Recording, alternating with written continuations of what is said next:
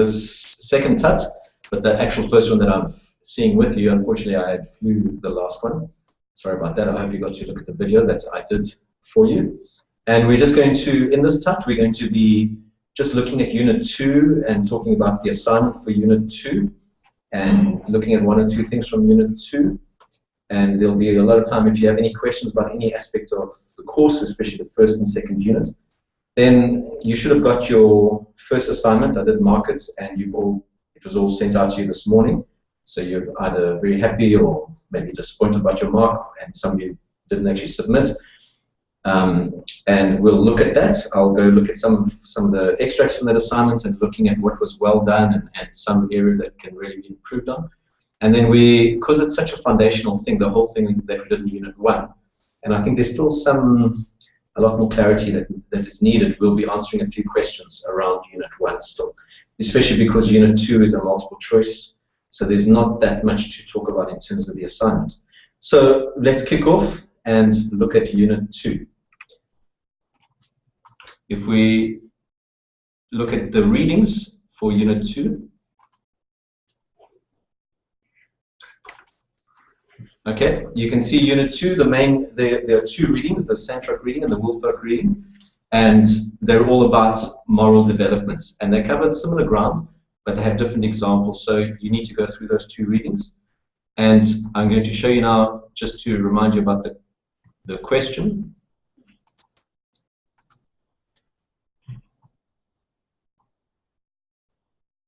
Just a second as I find that. Okay, sorry, that was the question from Unit 1.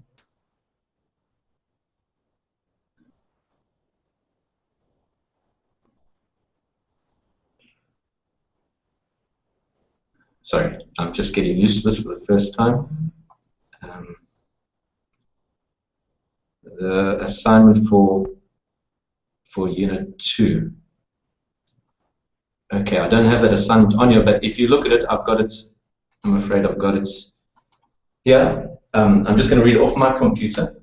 All right. Assignment 2, the quiz on the readings from Unit 2, those two readings, Woolfolk and Sandrock. And it's a multiple choice test. It's all on there, but I'm just going over it very carefully for you so that there are no mistakes. And inevitably, under the stress, people don't read their questions properly. It's a multiple choice test. It's available on Funda, and it's based on those two readings. And it's 20 questions. 1 mark each, and you've got 24 minutes to complete all the questions. So once you click on and you start your quiz, you have to finish it in that time. And there are guidelines on Funda for multiple choice questions. 20% of your final mark, and it'll be open next week, which is the final week of Unit 2, week 7. We're in week 6, and in week 8, obviously, we'll start Unit 3, and that lesson will be available. It's open from Wednesday, the 20th of August in the morning up till Friday, so you have that time period to complete it. And it's open 8 a.m. and it'll close 11:59 p.m. on the Friday. And you really need to have read through those two articles to answer them, because it goes into detail on the theory. So whenever there's a theory like Bronfenbrenner's theory, you really have to read that very carefully, because the multiple choice questions will be based on that. So now let's just have a look together at Bronfenbrenner's theory. Okay, I'm afraid they didn't all load up, but there's some questions that I have on, if you look at Bronfenbrenner's theory. I'd like to ask you what aspect of that ecological model most struck you. Are there any CLCs that we can ask questions from? CLCs, but there's 3 viewers here. Okay, so if there are some viewers, I'd just like to give you a minute and just consider Bronfenbrenner's ecological theory. What aspect of that was significant for you? And I'm just going to put up these questions for you. All right. Unfortunately, I couldn't put you the image. That didn't come up. But here, if we look at Bronfenbrenner's ecological theory, and here are some questions. What is the benefit of this model? And which personal blind spot in your pedagogical approach does this model highlight? And how does Willard's discussion of worldview, which was in Unit 1, critique Bronfenbrenner's model? And I'm just going to give you a minute or two to think about that. If you are viewing, please just type in any comments and we'll share those.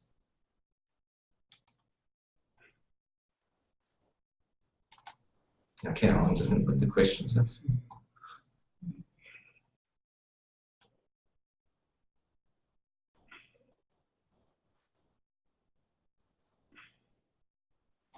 Yeah.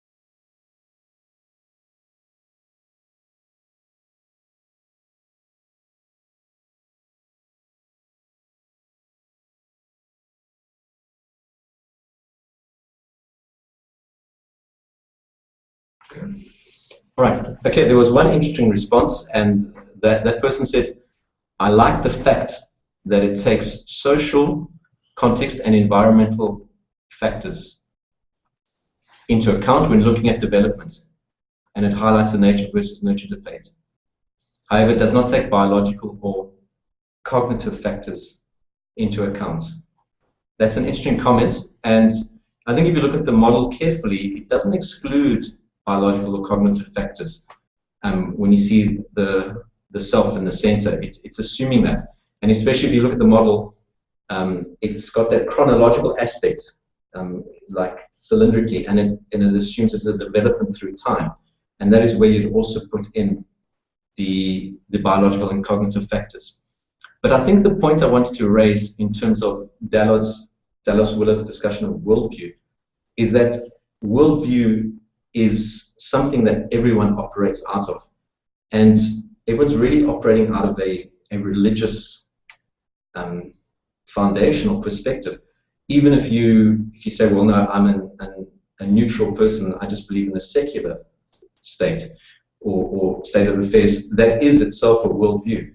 And I think this model only puts in those worldview issues right at the end. If you see as it works out from the central part of the model out through to the outside, it's at that last layer that worldview comes in. But actually, worldview and religious beliefs, if you define religion in a very broad way, not just you go to church or you worship your God, but that which is essentially deeply important to you, which everybody partakes in that sense, then Willard would actually say you need to actually account for worldview and your deepest beliefs right from the beginning and not just put them at the outside. Okay, now we're going to move on and have a look at Erikson's model. Okay.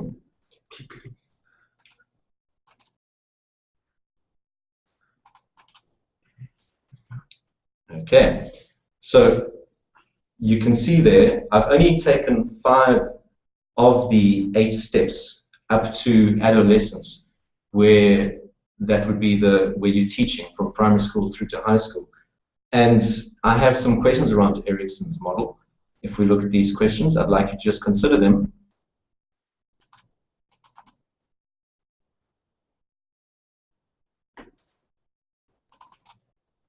Okay, here's some questions, and I'm going to give you a minute or two to just discuss them, and please just type in your comments and your responses. So firstly, looking in the educational context, Erikson's life stage model. What is the benefit of this model?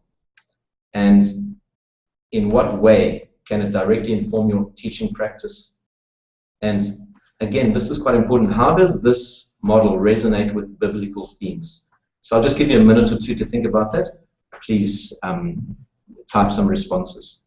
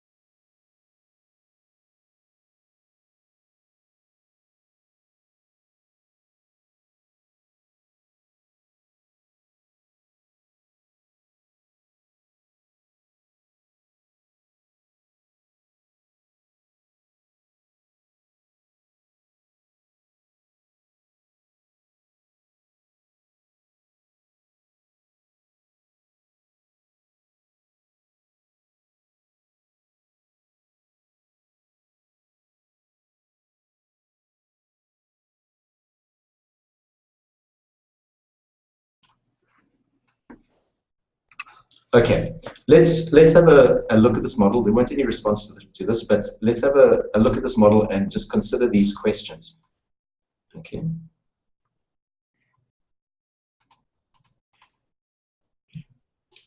So what is the benefit of this model? It clearly, in teaching, in terms of teaching, the academic content goals aren't a problem. You have your syllabus. You know that you need to teach geography, Southern African geography, and it's quite clear and it's easy to measure. But in Unit 1 and through all your essays, I think it was quite agreed, everyone seemed to agree that teaching is definitely not simply about transmitting intellectual information. To a greater or lesser extent, everyone believes it's about forming the character, about enabling the person to become a good person in society that adds value, that is able to function effectively. And that takes you into the realm of, at the very least, ethics and morals, and even spirituality and ultimate meaning. And so you have these goals of forming the character, and Erickson gives you a grid to understand some of the goals. So for an infant, it's about trust versus mistrust. For in your first year, to third year, autonomy versus shame and doubt. And these kind of categories give you some sort of, it's like a compass that enable you to consider your goals and work towards a positive goal and become aware of a negative goal. Without having this kind of model or thought, you would go and teach maybe and not reflect on what you're doing and inadvertently be contributing to greater insecurity or shame and doubt. But when you recognize that there's actually this category of a goal of shame and doubt versus autonomy, you can orient your teaching within this context of these goals, and you can be careful and teach on purpose and act on purpose to encourage those. And that's kind of answered that second question: in which way does it inform your teaching practice? And if we think about how it resonates with biblical themes, then it's quite clear, because the Bible is principally about informing character. It doesn't actually serve as a science book or a textbook passing on information. Its principal goal is about informing character. And in the scriptures, you also get this polar setting of goals where, for example, it says, I set before you life and death, choose life. And it says, reject the negative path, reject the flesh and sinful behavior. And it lists these negative behaviors, and it says, pursue these positive behaviors. So in that way, Erickson's model actually can resonate quite well, and you can have a positive integration with it, with the scriptural worldview. Okay, now there's one last thing I wanted to pick out of this second unit from these two readings, and that was that self-evaluation sheet. I'm just going to pull it up. Okay, and I did mention in the lesson that this is quite a very useful little sheet that you've got in that Centrock reading, which you can do yourself, and I encourage you to try and share it in your class in terms of your identity status. And that's a very positive exercise you can do, which will help you to understand your identity and enable your students to understand their identity. And if we're thinking about education and ethics, identity is a clear, important goal. We're not robots that we can just be programmed to behave in the right way.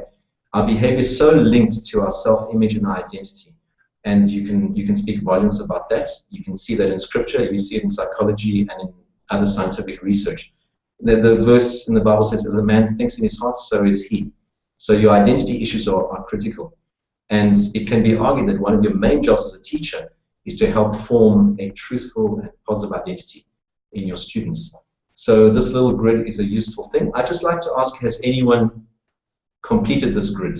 I'm just going to give you a minute to respond. If you have completed that grid, just share it. And if you have done it or use it in your class, just comment on whether you found it useful. I'm just going to give you half a minute, quickly comment, and then we'll carry on.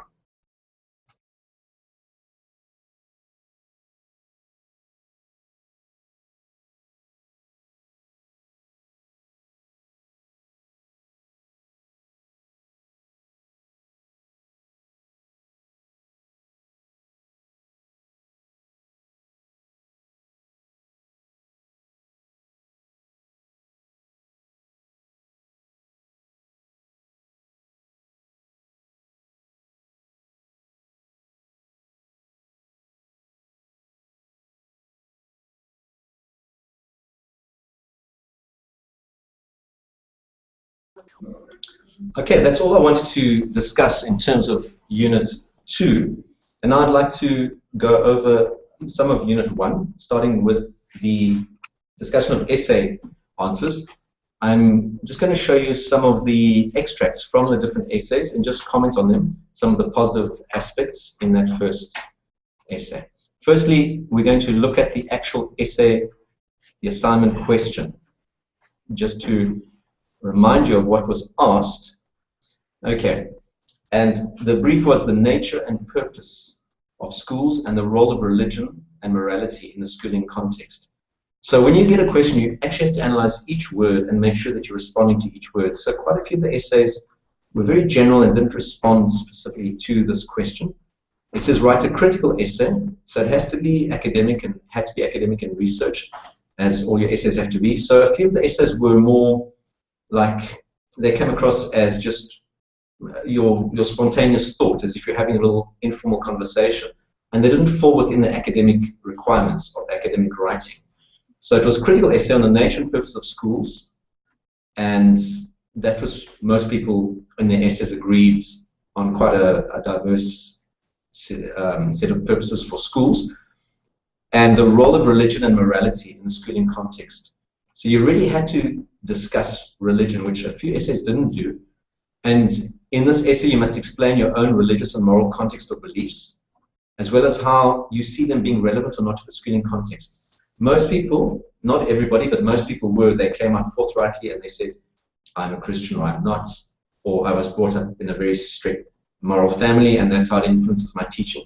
But that was part of the essay question, and give practical examples of how you encourage moral development in your learners. And most of the essays did do some very practical examples. And this was important. You need to imagine yourself within a public education context, fulfilling specific educational goals as you understand them. That is the nature and purpose of schools. And a few of the essays were working in private or Christian contexts where it is not an issue. So only talking about that context, you weren't forced to come to grips with the essential problem that this essay tries to deal with. And you needed to actually say, imagine yourself in a non-Christian context, in a pluralistic context where it becomes a real issue.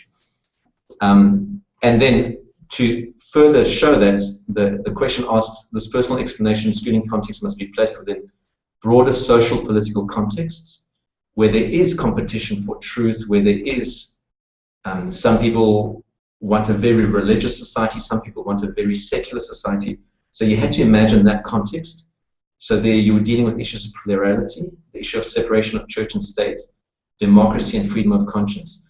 So not very many essays actually really grappled with the core issues over here. So I'm just going to show you some extracts from the essays and just quickly run through them and comment on them. And then I'll give you a little bit of space to comment. And then we're going to just discuss a few more questions which would be relevant to having dealt with the essay. As I said, Unit 2 is pretty straightforward, and there's a multiple choice set of questions. But this whole first unit on issues of worldview and foundational beliefs is really critical because it affects everything else that follows. So let's just have a look at some extracts from the essays.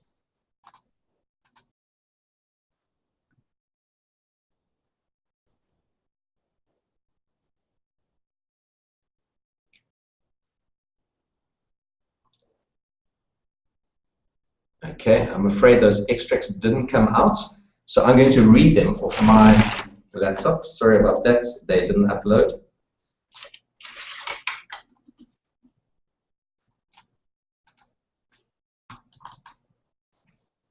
Let me have another look for them. They might be there. I'm afraid that's not it.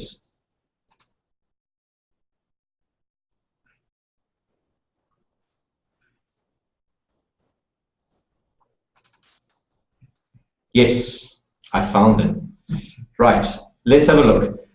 Here were some comments I made. Thank you for your essay. You have clearly put in significant effort. I was a bit disappointed that you didn't engage with the issues of worldview in lesson 1, which was the Dallas Willard audios, and you didn't discuss the Os Guinness video, which was part of the essay brief.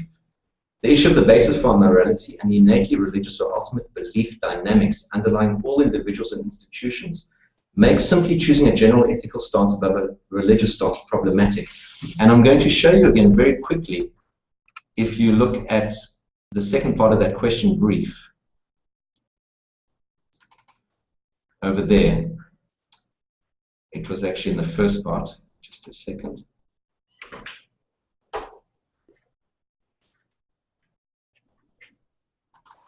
Okay, it said in there, in addition to Module 1's lessons and readings, you must also view the following video clips to answer this essay comprehensively.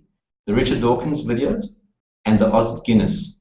And it was clear that many people hadn't looked at that, so you couldn't actually answer it in an informed way.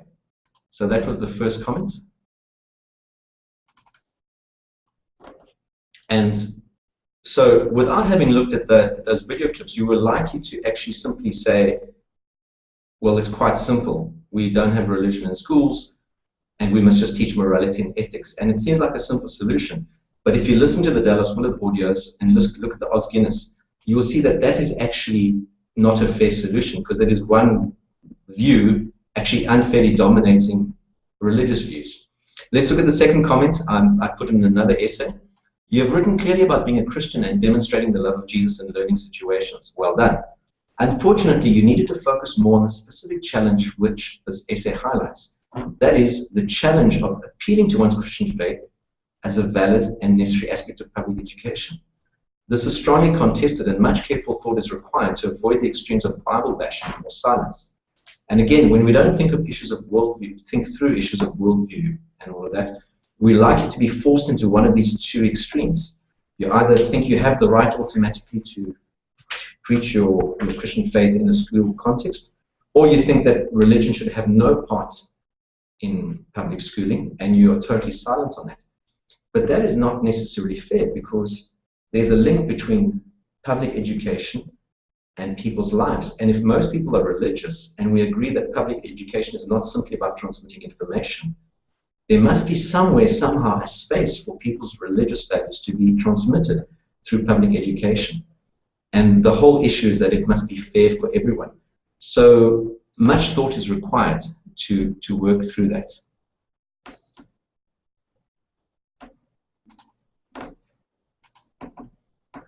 Okay, if we look at, this is in black, this is what was actually written by a student.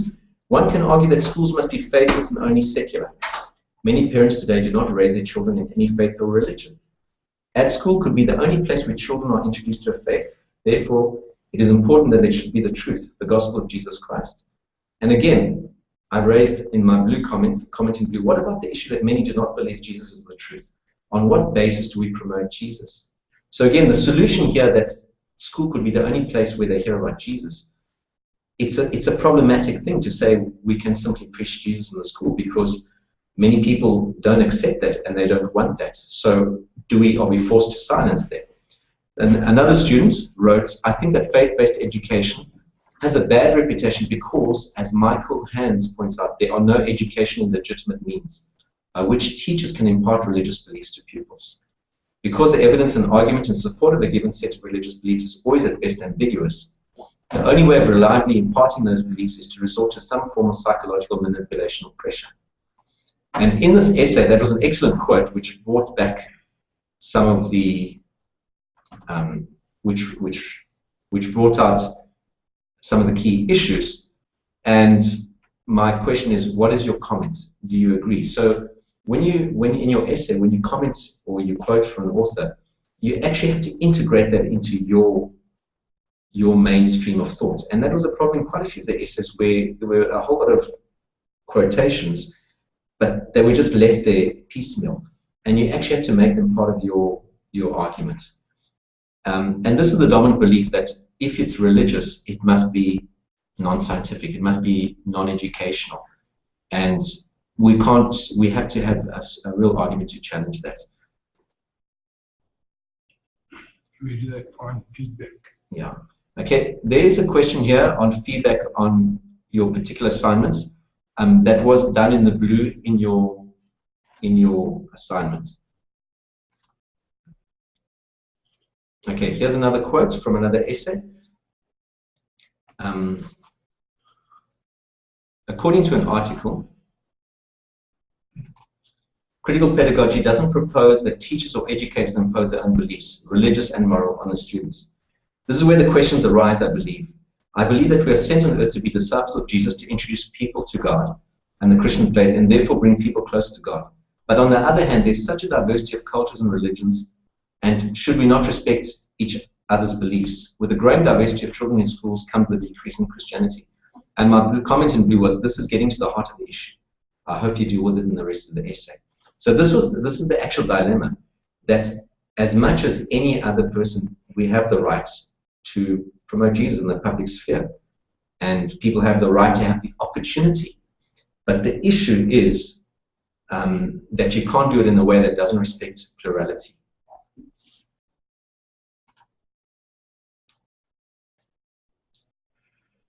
Okay, and this last one was also a very positive quote, because they appeal to the actual document on education in the South African context. And this is the final quote from another essay. And this just shows you, if we just look through this very quickly, the value of having actually brought in someone like Willard, who was a professor of philosophy at a secular university, University of California, before he died recently. And this is what he said. Willard argues that pluralism is not a negative thing for Christianity. It simply means that people have a right to freedom of thought and expression in their religious beliefs. And he states pluralism doesn't mean that everyone is equally right in what they think and do, or that we should agree with the view or adopt the practice of others. Nor does it mean that we must like these views or practices, and there's even room to appropriately express our disagreement or dislike for other viewpoints. What pluralism does is make sure that the interchange of different views on life and reality can be conducted to the greatest advantage for all. Willard enlightens us that the Christian gospel does not require cultural privilege or social recognition in order to grow. He powerfully and rightly states God's work is not disadvantaged by persecution, even to death, and much less by mere pluralism. So I just said this was an excellent use of a source to build your argument, because most of the sources and the work in the public journals and in your readings have come to this nice solution where secular moral ethical teaching is what's taught in schools, and religion is a private thing that should be taught at home. And that is actually deeply problematic, and it requires bringing in less known authors like Willard to challenge that and think, is that true pluralism? If religion is excluded from the public sphere, that is not genuine pluralism. Pluralism must enable all points of view to be accessible to your students in a fair and just way, where everyone has the same rights. Okay, so that was to do with the essays. And I've got just a few questions now, which I'm going to open up to the group to see if you'd like to answer, discuss on any of them.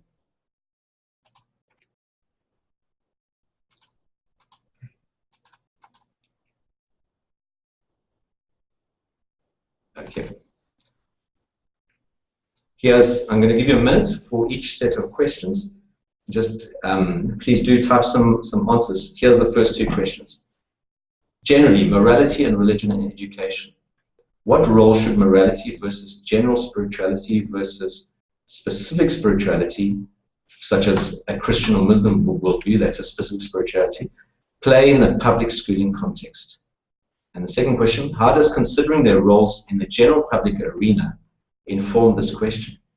The second question is about schools are part of the broader public, political, civic, cultural context. They're part of our general reality. And thinking about the role of religion and morality in the general public context is relevant for thinking about it in the specific schooling context. So I'll give you just a minute to think about that and type some answers.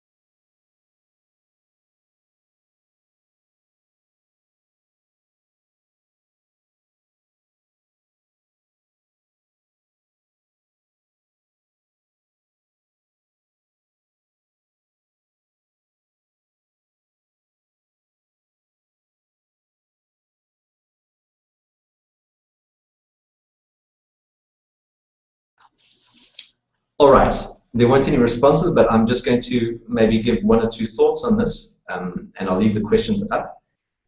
I think what role should morality versus general spirituality versus specific spirituality play in the public schooling context?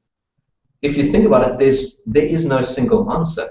There are so many multiple public schooling contexts. What sort of country is it? It's a religious country, a secular country. What are your educational goals? And I think there's a deeper question of who forms these educational goals. Is it formed by a few elite academics that then prescribe for the whole public? Is it formed by the families and the people who actually are receiving education? And I think you can't make one single rule. But I think if one accepts that the average person who is indirectly through taxes and maybe directly through like some schools they pay more into those schools, their values should be respected. And if they believe and if it's generally accepted,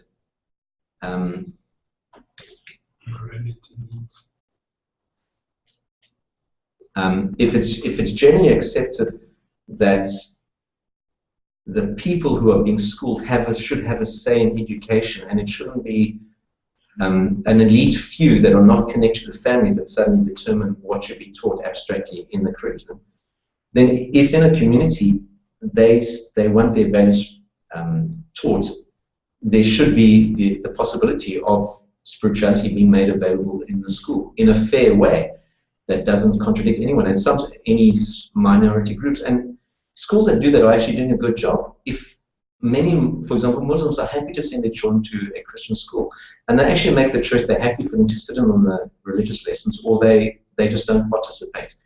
But they're not forbidden from promoting that. And I think the whole question of how it works out in the public arena is also very, very important, because the role of faith in the public sphere affects the way we're going to understand it in schools. If a whole different set of solutions and agendas are happening in the public sphere, the schooling system is not going to be able to create a different set of solutions, because the public sphere will strongly influence it. And I think this is where it was vital, if you haven't already looked at it, to really and listen to the Dallas Willard audios and look at that Os Guinness video, because it really talks about the extremes of trying to create a secular, non-religious society, or trying to create a religious, forced religion society, and his solution of creating a civic public space, which gives the same rights to everybody, whether they are secular or religious.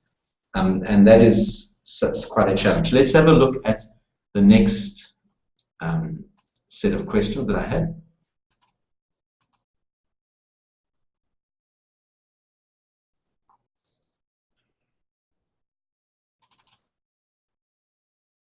Okay, morality and religion in education.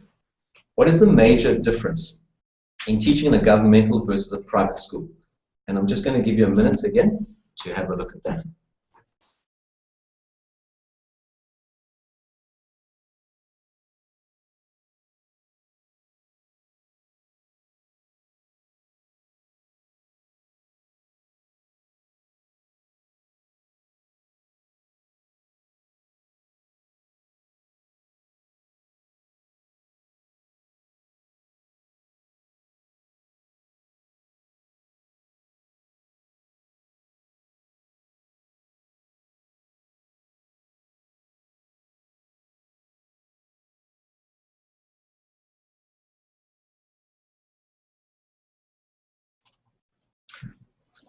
Okay, there weren't any responses to that, but I think that, and it came out in the essays, if you're teaching in a private or a religious school, there is really no issue, because in your constitution, that is part of your value system, and people who join understand that they will be exposed to that.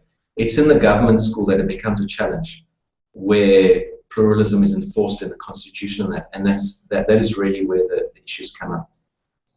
But I think if we think that we can just leave the governmental public sphere to sort itself out, and we will continue in our private schools as a haven for Christianity or for your own religious belief, you might find that actually when things turn very secular in the public sphere, they will start to come and infringe on your imagined freedoms. And I think you actually have to fight for religious freedom and freedom of conscience in every sphere. You can't just be happy with it in your little enclave. All right, I'm not going to look at any more questions. I think we've got time for one last set of questions, and I'm going to look at that, and then we're going to close off.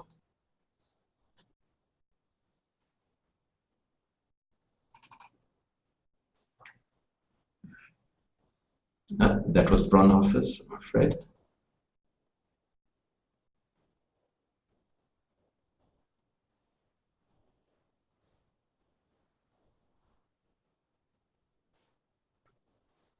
Okay, there were no further questions.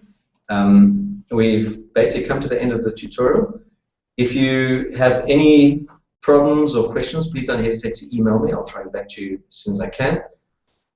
So your next goal is to read through the 2 readings for Unit 2, and then next week, from Wednesday to Friday, the multiple choice assignment will be open. And I've been looking through the comments and the discussion sections, and well done to those of you who have shared your context. It really helps to know where you're coming from, and it gives, and I can see that some students have been reading each other's comments and that, and it really makes it a much richer experience for everybody. So it's never too late. You mustn't think, oh, that was in Unit 1. You're free at any moment to go back to any unit and add a comment. In the discussion forums, if you haven't had a chance and you're finding it a breather, introduce yourself. Let us know who you are. And I encourage you to keep going back over this stuff, and you can keep adding to it. Thank you very much, and I look forward to our next chat together.